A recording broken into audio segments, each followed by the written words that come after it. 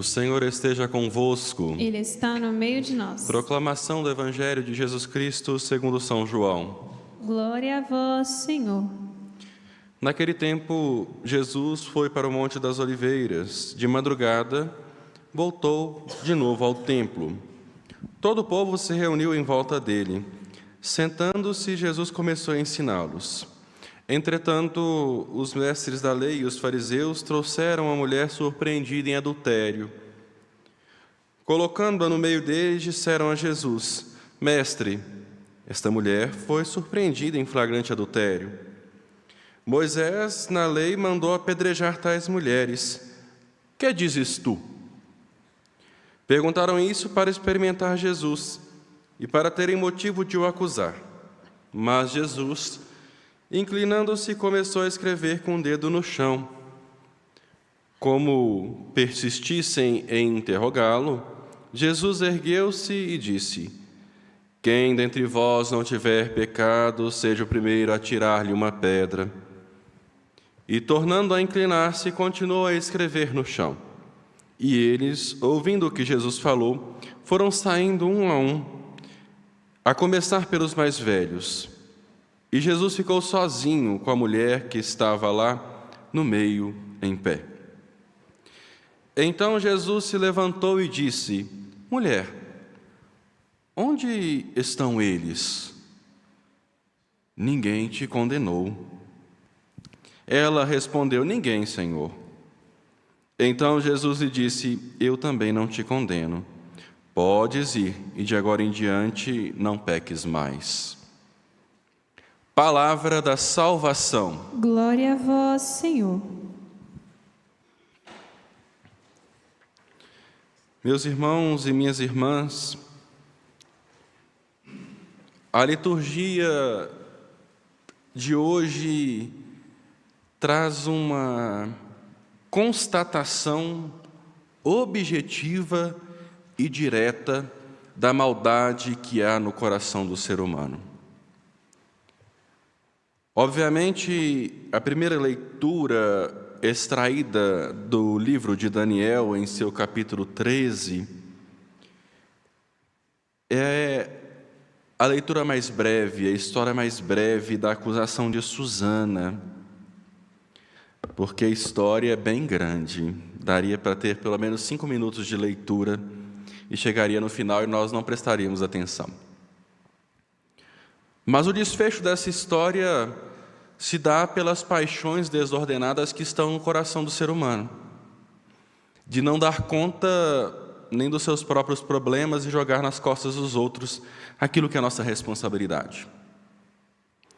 Um dos pecados capitais, que são 7, é a luxúria. E às vezes nós confundimos a luxúria com ser luxuoso, usar uma roupa bonita, andar com uma Ferrari, e não tem nada a ver. A luxúria são os prazeres desordenados, pessoas que são sexualmente mal resolvidas. E assim acontece com Susana, que era uma jovem bela, e assim vai para o pomar do seu pai e lá decide se banhar. Ela estava com 2 empregadas. Só que 2 velhos encarquilhados e mal resolvidos com sua vida decidiram assediar aquela jovem. E infelizmente hoje a história só muda de personagem e endereço. Porque tem homem que acha que pode encostar a mão na mulher, passar a mão na mulher, pode fazer isso ou aquilo, desrespeitar dentro dos ônibus e ficar roçando nos outros, aproveitando, tirando fotografias das pessoas, pessoas mal resolvidas. E assim resolveram assediar Susana, mentindo, falando para ela: olha, ou você se entrega para a gente, ou a gente te entrega para ser morta. Você que escolhe. É triste e vergonhoso perceber pessoas maledicentes, pessoas maldosas, pessoas mal resolvidas, que não dão conta dos seus problemas e querem jogar nas costas dos outros aquilo que não é deles. Susana ia ser uma grande injustiçada, porque não havia feito nada. Homens mal resolvidos queriam abusar dela. E muita gente por aí conhece uma historinha mais ou menos assim. Pessoas maldosas, perversas, homens que acham que pode fazer o que quiser com mulher. Homens não, animais, porque homem que é homem honra o nome de ser homem. Não estou dizendo que o caminho pode acontecer ao contrário, tá? Pode acontecer também. Tem muita gente sem vergonha por aí. Mas nós não podemos pensar como animais. Infelizmente, nós somos uma sociedade que cada dia que passa, somos induzidos a ser mais sexualizados. E pior ainda, deturpar aquilo que é a sexualidade, porque a sexualidade em si não é um mal. O mal é a perversidade do coração do ser humano. Quer coisa mais linda? Um padre falando uma coisa dessa, presta atenção, acorda para a vida que a morte é certa. Mas quer coisa mais linda? Aquilo que Deus criou em a relação e o contato entre um homem e uma mulher, uma vida nova ser gerada? Quer coisa mais linda do que, através de um ato sexual, uma vida nova é gerada? E aí, tudo é deturpado pela farmácia, pela internet, e sempre vão inventando coisas novas, onde a vida entre um homem e uma mulher se resumem a prazeres artificiais. E a relação criada pelo próprio Deus se tornou algo deturpado, maledicente, que só visa o prazer e não há mais o amor. E aí nos tornamos animais igual os cachorros que ficam cruzando pela rua e estão nem aí para o povo que está vendo. O problema da sociedade é este. Nós estamos deixando a erotização deturpar aquilo que Deus criou. Não vou entrar no mérito das coisas, mas acredito que nós não somos bobos para entender o que o padre está dizendo. E se você está entrando nesta vida, você está matando o seu casamento. Você está destruindo aquilo que Deus criou. E não estou dizendo isso porque o estilo de vida que escolhi para mim é diferente daquilo que é vivido no matrimônio. Porque depois das frustrações matrimoniais, os maridos e as mulheres choram aos pés dos padres. Nós as escutamos e os orientamos. É nossa função ouvir, orientar, mas a escolha é de quem vive a vida matrimonial. Tomemos cuidado com aquilo que nós convivemos, com aquilo que nós escolhemos e colocamos dentro do nosso matrimônio, porque senão eles estarão fadados ao fracasso. Porque onde em um matrimônio, onde o prazer está acima do amor, me perdoe, mas esse matrimônio nunca existiu. Assim, Susana é defendida pelo jovem Daniel. E Daniel joga na cara daqueles que são mentirosos e hipócritas, porque as pessoas são assim. Mentem, e mentem descaradamente. E a gente, só de ver o semblante da pessoa, a gente sabe que ela está sendo falsa. A mentira não precisa ser só externalizada. O nosso semblante diz muito do que nós estamos vivendo e do que nós estamos querendo dizer, ou maldizendo, camuflando com os nossos falsos fetiches. Aqueles homens mentiram até a árvore em que pegaram Susana com a outra pessoa. Ou seja, se nós queremos pegar os mentirosos e os falsos, os coloquemos a sós, porque senão eles podem se rebelar contra nós e ainda nós sairmos como errados.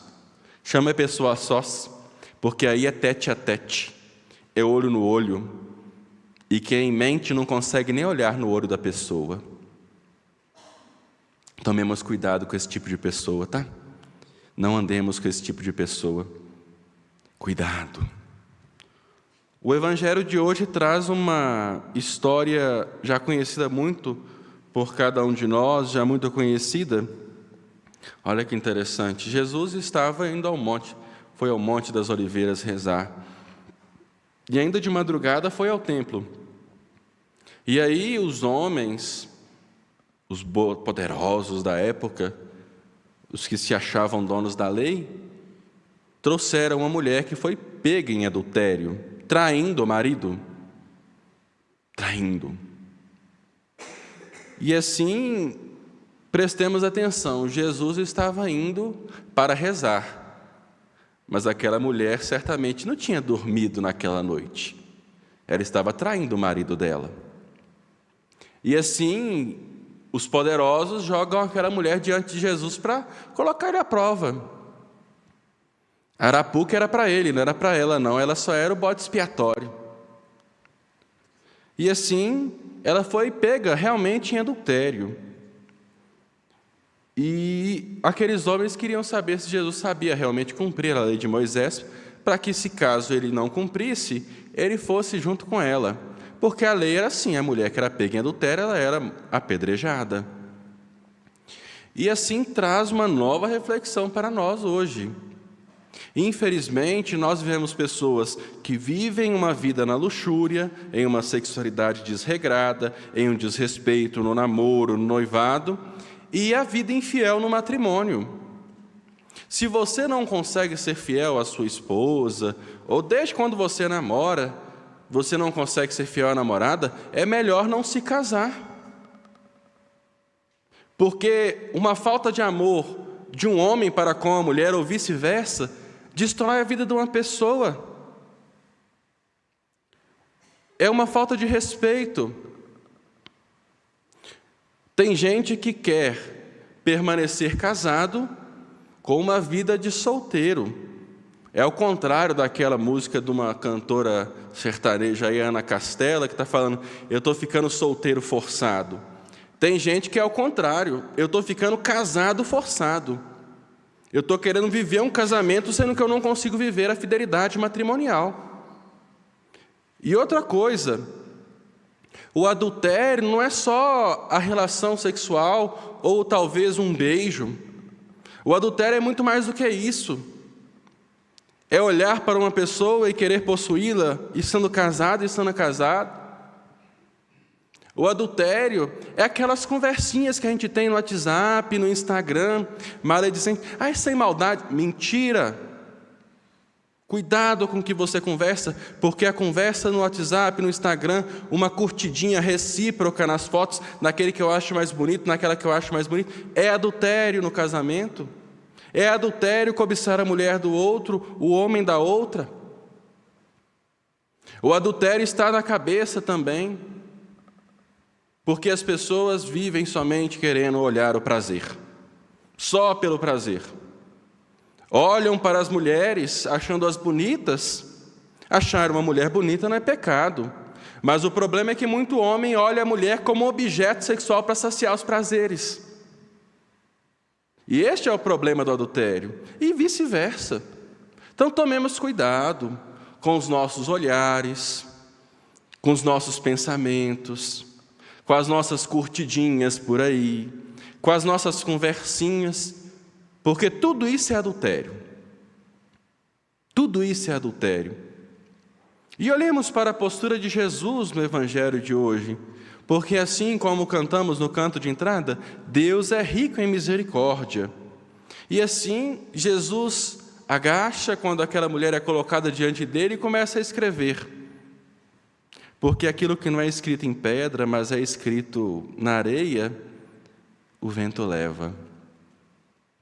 Jesus escreve na areia e diz para aqueles homens que achavam que eram os santos, né? Eu tenho muito medo de muita gente santa por aí, porque na verdade escondem e vivem como lobos com pele de cordeiro. Jesus abaixa e olha para aqueles lobos que queriam devorar aquela mulher e diz: aquele que nunca pecou, que atire a primeira pedra. Porque nós somos assim, apontamos demais o dedo para o outro. E às vezes temos até medo de falar quando uma pessoa está sendo infiel, porque você pode perder os 2 amigos, 3, né? Então, assim, Jesus abaixa e olha para aquela mulher e diz para aqueles homens: quem nunca pecou, que atire a primeira pedra. E dos mais espertos, os mais velhos, até os outros, todos foram embora. E ele pergunta: mulher, onde estão aqueles que vos condenaram? Ela fala: todos foram embora, Senhor. Aí a resposta de Jesus é crucial. Jesus não consente com o nosso pecado, Ele tem misericórdia para com o pecador. Eu também não te condeno, podes ir, mas agora em diante não peques mais, não seja mais adúltera, não seja infiel. Mude de vida, converta-te, converta o teu coração, pare de ceder aos falsos prazeres e aos desejos da carne, porque tudo isso passa. A única coisa que não passa em um matrimônio e num relacionamento deve ser o amor, porque se o coração para de arder, se as mãos param de suar, se a voz falha para encontrar com aquela pessoa que estamos apaixonados e amando-a, o amor está indo embora. E aqueles que são casados há muito tempo, que não são jovenzinhos casados, que casam só para manter um preceito social, e falo isso porque trabalho no tribunal e vejo isso toda semana, pessoas que casam só por casar.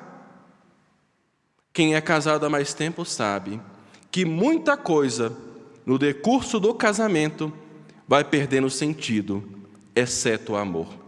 Assim, sejamos fiéis àqueles que nós escolhemos para estar ao nosso lado, assim como Cristo foi fiel à igreja.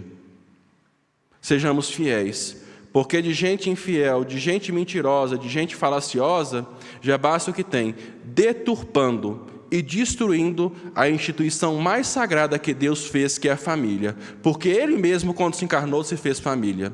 Não deixemos o adultério, a infidelidade, destruir as nossas famílias, porque ela é o bem mais precioso que Deus nos deu. Paremos de pensar pela carne e hajamos segundo o Espírito e segundo a vontade de Deus.